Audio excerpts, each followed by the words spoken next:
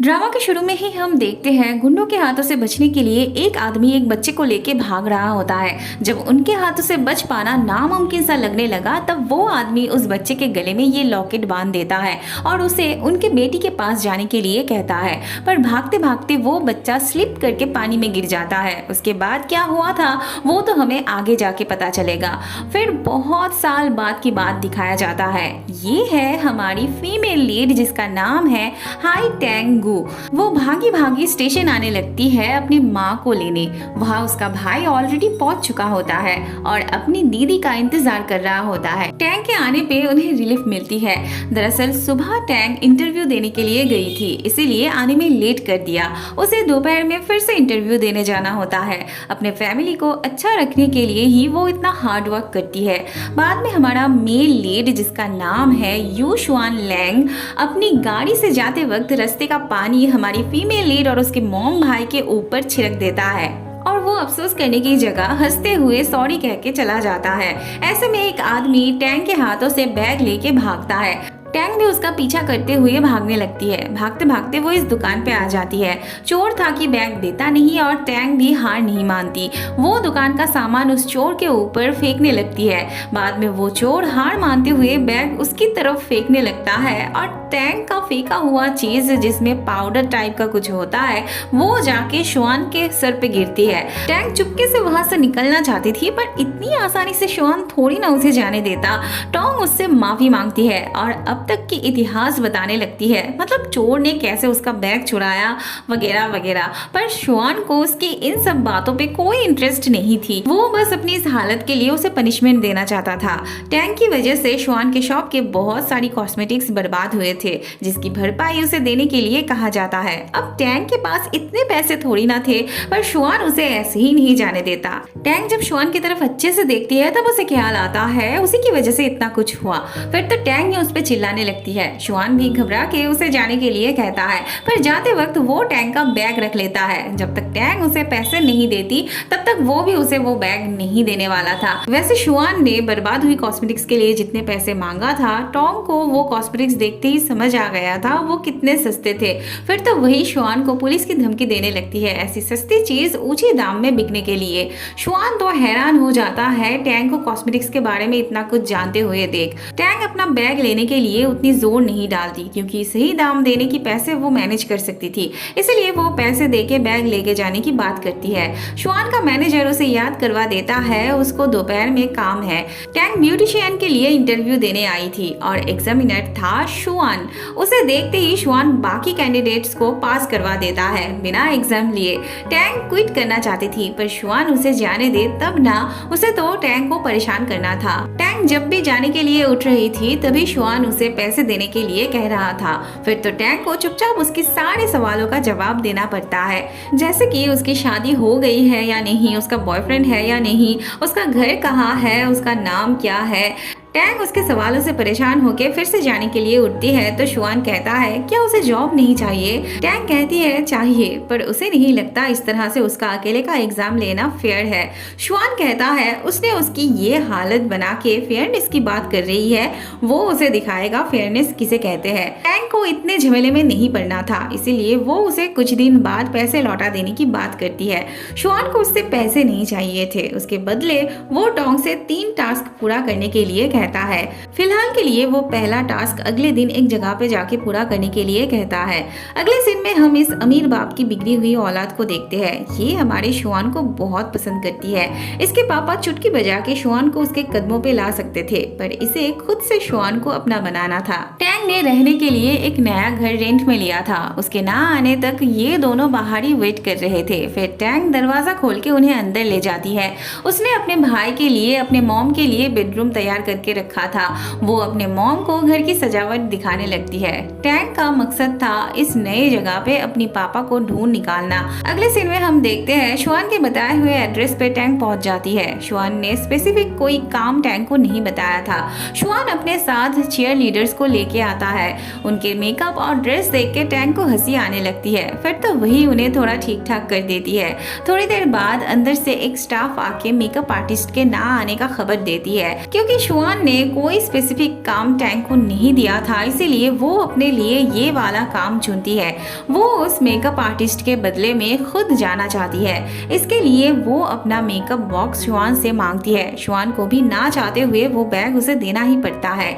Makeup room में आके Tang अपना काम शुरू कर देती है। थोड़ी देर बाद इन दोनों के बीच झगड़ा शुरू हो जाती है। गलती इसकी होने के बावजूद यही उसे मारने जाती है। फिर तो टैंग उसे रोकती है। ये तो टैंग को भी मारने जाती है। तब अमीर बाप की बेटी आके उसे ही थप्पड़ लगा देती है। ये उसे मुंह के बल गिराना चाहती थी, पर उसके क्लिप के साथ उसके बाल अटक जाते हैं। फिर टैंग उन दोनों को छुड़ाती है। ऐसे करते हुए इसके बाल ही खुल जाते हैं। ये तो टैंग पे भड़क उठती है। फिर टैंग उसके मेकअप की जिम्मेदारी लेती है। ये है शुआन के पापा और ये है शुआन के चाचा जी, मतलब ये दोनों भाई थे। शुआन का चाचा जी सारी जायदाद अपने नाम करना चाहते थे और इस आदमी का भी अलग सा ही प्लान होता है। अगले सीन में ब्यूटी कॉन्टेस्ट शुरू हो जाती है और लास्ट में आती है अमीर बाप की बेटी। उसकी मेकअप देख के सबके होश उड़ जाते हैं। शुआन भी अपनी पलके झपका नहीं पा रहा था। इस आदमी का कुछ अलग ही प्लान था, पर दूसरी तरफ से अचानक से गोली चलना शुरू हो जाती है। टैंग और शुआन मिलके उसके पापा को बचा लेते हैं। फिर पुलिस आके बात को संभालते हैं। बाद में ये अपने आदमी पे चिल्ला रहा होता है। एक तो उनका प्लान बर्बाद हो गया और ऊपर से अचानक से हुआ हमला। बाद में इसका आदमी उसे एक नया आइडिया देता है जो इसको भी पसंद आता है। हमला करने का प्लान इनका था, पर इनका प्लान बर्बाद हो जाने पे बहुत फ्रस्ट्रेटेड होने लगते हैं। फिर से वो नए प्लान के बारे में सोचने लगते हैं। अगले सीन में शुआन अपने पापा के साथ उस इंसिडेंट के बारे में बात कर रहा होता है। उन्हें थोड़ा बहुत अंदाजा था कि कौन हो सकता है, पर वो भी श्योर नहीं थे। बातों ही बातों में शुआन के पापा विनर के मेकअप आर्टिस्ट के बारे में पूछते हैं। वो उस मेकअप आर्टिस्ट को शुआन से हायर करने के लिए कहते हैं और जिसने उन्हें बचाया था उस लड़की को भी ढूंढने के लिए कहते हैं। अनजाने में वो एक ही लड़की मतलब टैंग की बात कर रहे होते हैं। वह ये तो खुशी से पागल हो रही थी कॉन्टेस्ट जीतने के लिए। वैसे इसका नाम लॉन्ग मोया है। लॉन्ग मोया सुबह सुबह टैंग को ढूंढते हुए उसके घर चली आती है। कल के कॉन्टेस्ट जीतने के लिए वो उसे थैंक यू कहने आई होती है। वहाँ शुआन टैंग के लिए बीच बाजार पे इंतजार कर रहा होता है। अब उसे टैंग के घर का एड्रेस नहीं पता था, उसके बारे में कुछ भी नहीं पता था, इसीलिए वो यहाँ पे उसके आने का मतलब मुलाकात हो जाने की उम्मीद से खड़ा हुआ था। वहाँ इनका मीटिंग चल रही होती है। लॉन्ग मोया के डैड को चाहिए थे पैसे, शुआन के चाचा जी को चाहिए था चेयरमैन का पोस्ट और शुआन के पापा इनके हाँ में हाँ मिला रहे थे क्योंकि उन्हें ध्यान से दिमाग लगा के काम करना था। लॉन्ग मोया टैंग को अपनी अच्छी दोस्त मानने लगी थी। उसके जिंदगी में टैंग जैसा कोई नहीं था। वो उसे हर तरीके से मदद करना चाहती थी। टैंग भी मोया को अपना दोस्त मानती थी। वो भी उसके मेकअप की, उसके स्किन केयर की जिम्मेदारी लेती है।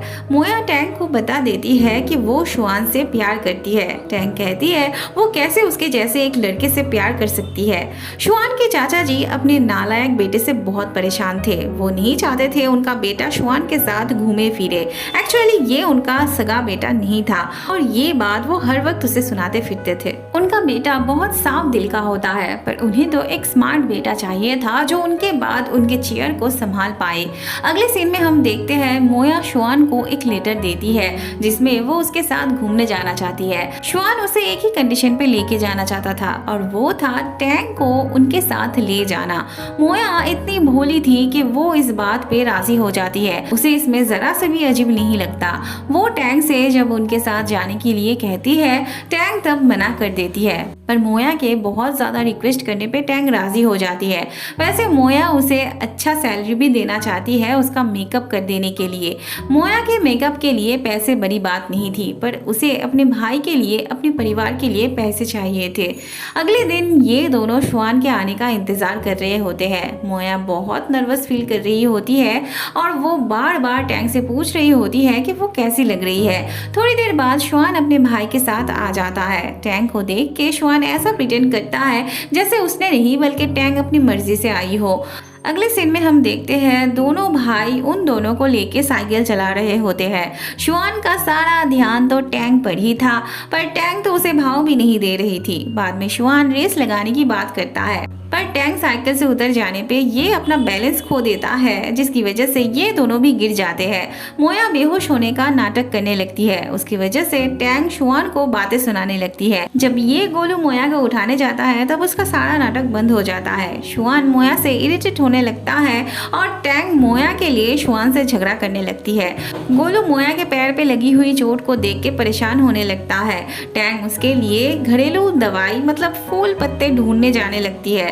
मोया के रोकने पर भी शुआन टैंक के पीछे जाने लगता है। टैंक उसे मना करती है उसका पीछा करने से, पर शुआन अपनी प्यारी सी स्माइल देके फिर उसे फॉलो करने लगता है। वो तो उसे फॉलो करने ही आया था, उसके मना करने पर भी उसे कोई फर्क नहीं पड़ता था। टैंक फिर से उसे मना करती है तो शुआन कहता है उसका इस तरह से बिहेव करने की दो वजह हो सकती है। एक तो वो उसका अटेंशन पाने के लिए उसे हेट करने का नाटक कर रही है, या तो वो सच में उसे हेट करती है। बाद में टैंक की बातों से उसे लगता है दोनों वजह ही है।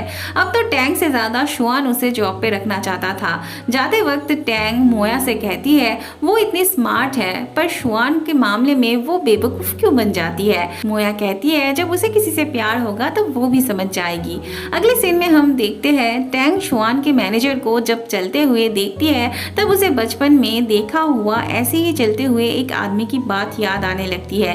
उसके बर्थडे के दिन उस आदमी के कहने पे उसका पापा, जिनको हमने ड्रामा के शुरू में देखा था, वो उस आदमी के साथ कहीं जा रहे थे। शाम होने से पहले उन्हें लौटना था, पर उस दिन के बाद वो फिर कभी लौट के नहीं आए थे। टैंक को बस इतना पता था कि उसका पापा अभी वो लोग जहाँ पे रह रहे हैं उसी जगह पे मतलब उसी शहर में आने के लिए निकले थे।